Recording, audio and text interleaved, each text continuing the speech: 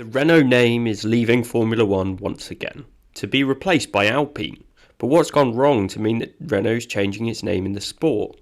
Why have they done this? And what's gone wrong at the team? Let's have a look. My name's Andy, and this is Behind the Drive. Before I get into it, if you enjoy this video, please do consider subscribing to Behind the Drive and leaving this video a like. I've got loads more F1 opinion content to come in preparation for the 2021 season and beyond. A brief history of Renault in Formula One. The Renault name initially entered Formula One in 1977 for a 9-season stint as the Equipe Renault Elf team. The team hired some recognisable drivers including René Arnoux and Alain Prost during their time in the sport, with a peak performance coming with a second place in the Constructors' Championship in 1983. After leaving the sport in 1985, Renault then purchased the Benetton team in 2000 for $120 million. And the Renault name then officially rejoined the F1 grid in 2001 as a rebadged engine, to then become the team name in 2002 after a 17-year hiatus. The team took their first win since 1983 with Fernando Alonso in 2003, and during their 9 seasons in the sport under the name, they achieved their back-to-back Constructors and Drivers' Championships in 2005 and 2006 with the Spanish driver. But after a brief stint as Lotus Renault in 2011, the team once again bowed out of the sport. The latest stint, 2016 to 2020. But the team wasn't out of the sport for very long, as they returned in 2016. But this time, as well as taking over the Lotus team, they also set up a driver academy, recruiting 4 talented young drivers including Oliver Rowland, Jack Aitken and Louis Delatraz. This indicated that Renault's intentions were long-term on this occasion, as they wanted to create a team that could compete at the front of the F1 grid. At the beginning of the 2016 season, the team outlined their 5-year plan, which was to challenge for the World Championship by 2020. And spoiler alert, it didn't happen. Their return got off to a slow start, as the team finished 9th in the championship with their drivers Kevin Magnussen and Jolyon Palmer scoring just 8 points. It was a disappointing start to their return as the Red Bull team running the same engine, albeit tagged as a Tag Heuer engine, had managed to achieve a 2nd place in the Constructors' Championship with 468 points. But there was a sense of optimism amongst the team, with new facilities, staff and equipment being brought in, which could suggest that the team would be on the rise going into the coming seasons. The 2017 season started with optimism. The team had replaced their team principal Frédéric Vasseur to bring in Cyril Abiteboul. The team was reporting that they were the fastest growing F1 outfit, and they'd recruited an experienced driver in Nico Hülkenberg. Everything was looking on the up, and the team declared their ambitious target of achieving a 5th position in the Constructors' Championship, scoring points at every race. And whilst Nico Hülkenberg delivered some impressive performances in his new car, scoring points at 8 of the 20 races, Jolyon Palmer struggled, achieving just 1 points finish with a 6th place in Singapore before being dropped by the team and replaced by Carlos Sainz for the final 4 races of the season. Overall, the team scored 57 points and finished 6th in the championship, missing out on their target finishing position of 5th, ending up 26 points behind Williams. So just off their desired finishing spot, but not exactly a mile away, and certainly an improvement on their 2016 performance. So the team was certainly on the rise, and the year wasn't a complete failure as the parent company continued their investment in the team on the rise. The refreshed driver lineup that the team ended the season with was a massive improvement on the lineup that was there the year before. To top it all off, the team were rightly claiming that they had the 4th fastest car by the end of the year, behind the big 3 of Mercedes, Red Bull and Ferrari, as they've been able to invest heavily in the development of their car throughout the year. And in 2018, they were able to make that next step and actually finish in that coveted 4th position in the championship, scoring 122 points in the process, with Hülkenberg finished 7th in the championship, the best of the rest position, with points from 17 of the 21 races. It was an impressive outcome, but the season did not come without its challenges. The team struggled with engine reliability, with 9 retirements across both cars. This meant that at the power limited circuits the team struggled compared with the others, as they were required to run less powerful engine modes. 2019 came with the goal of solidifying their best of the rest position in the championship, as they'd done in the previous year. The new season also came with a change to their driver lineup, as Daniel Ricciardo came in to replace Carlos Sainz as he moved on to McLaren. This statement driver signing was an expensive move for the Renault team, as it brought in one of the most respected drivers on the grid, taking him away from the Red Bull team. But 2019 was the year that the team fell short of their ambitions once again, scoring just 91 points, 31 fewer than the previous year. As a result, the team had fallen from 4th in the championship to 5th, finishing behind their customer team, McLaren.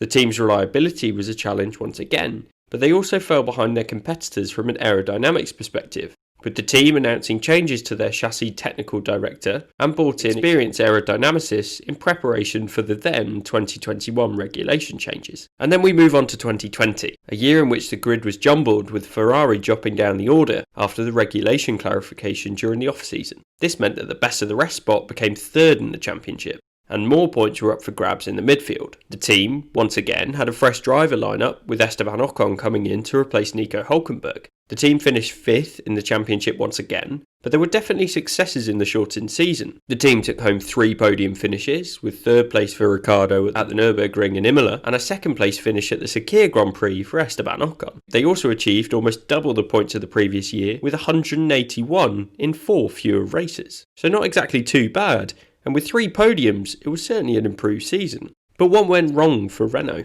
So 2020 wasn't all bad, but at the same time, the 5-year plan that was set out at the beginning of the 2016 season had obviously dramatically failed, as the team finished 5th, 392 points off Mercedes, who won the championship, or in other words, just 31.6% of the world champions' points. Going into 2021, the team name is leaving the sport, as Renault is to remain just as the engine provider, as the team is instead rebranded as the niche subsidiary sports car brand of Alpine. The Alpine brand does have a rich history in motorsport, as they've been involved in rallying and sports cars, including the LMP2 series in the World Endurance Championship. Now, I'm not saying that the rebrand definitely means that something's gone wrong. Rebrands are a totally normal part of Formula One, and many other teams have done it in the past. But for me, I think it's an opportunity for the team to learn from previous mistakes, to then recover and improve on these for the 2021 season and beyond. I'm pretty sure that if Renault were at the top of their game and winning the championship, we wouldn't be seeing the Alpine brand entering the sport this year. So what's gone wrong? Well, for starters, Daniel Ricciardo gave the team the ultimate vote of no confidence after he left the team for their rivals and engine customer team, McLaren. The pre-season running had not done enough for Ricciardo, who had taken advantage of the moves triggered by Vettel leaving Ferrari. For me, this is a pretty big statement to lose your top-tier driver that's cost a reported $50 million to bring into the team. And leaving after just 2 seasons doesn't exactly give you much hope as to how the team is stacking up. By the end of the year, Ricciardo was the driver that had really impressed and dominated his less experienced teammate in Esteban Ocon, as he'd scored almost double the French driver's points and had dominated him in qualifying by 15-2. And my next point of what has gone wrong for the team was exactly that. Esteban Ocon came into the team with great expectations after his solid performances at Racing Point up against Sergio Perez, but he's really underperformed this season and not lived up to expectation. His performances have undoubtedly got better through the year, particularly as the car progressed towards the end of the season, and you can't disregard the fact that Ocon got the lion's share of bad luck from a reliability perspective through 2020, but across the season he wasn't living up to the expectations of the team. The next challenge of the year was the power unit, a recurring issue that's plagued the team since the power unit regulation changes that came into force in 2014. 2 customer teams have now parted ways with the engine manufacturer, leaving the Alpine team the only outfit with the Renault engine for 2021. Now, this is bad for a number of reasons.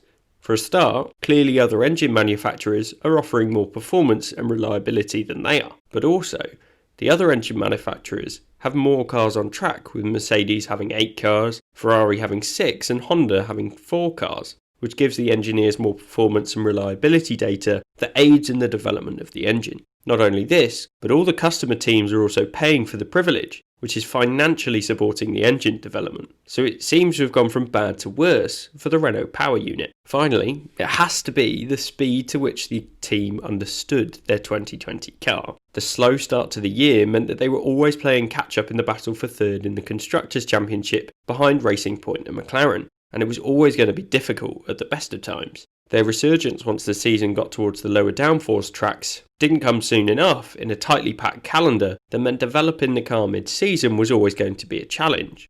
To be a World Championship contender, you need to understand your car from an early point in the season, Just ask Red Bull, a team that consistently build great cars, but often end up too far behind at the beginning of the season. It's something that Alpine absolutely need to learn from going into 2021 and beyond. So what does Alpine need to do? Realistically, for Alpine, 2021 is a write-off, and perhaps that explains why the name change has come at this point. The development of the cars from 2020 to 2021 has been limited by the FIA in efforts to save money, so they won't be able to miraculously become a title challenger.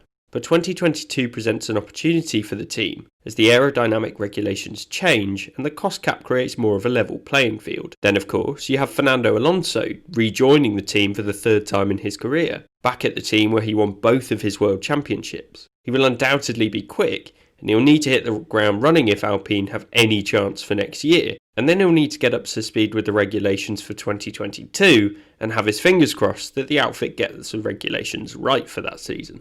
And then, Renault continues to be the name on the power unit, and they need to catch up in the development race. After 2020, their power unit is probably even behind Honda's, and only ahead of the Ferrari engine because of the regulation clarification. So to become the best for 2022, they'll need to ensure it's competitive by then. So that's my view on what's gone wrong with Renault and how Alpine can fix it. Let me know what you think in the comments. I'd love to hear what you think has gone wrong for Renault, or if you think it hasn't gone wrong at all. If you enjoyed this video, please leave it a like and subscribe for more F1 content like this in the future.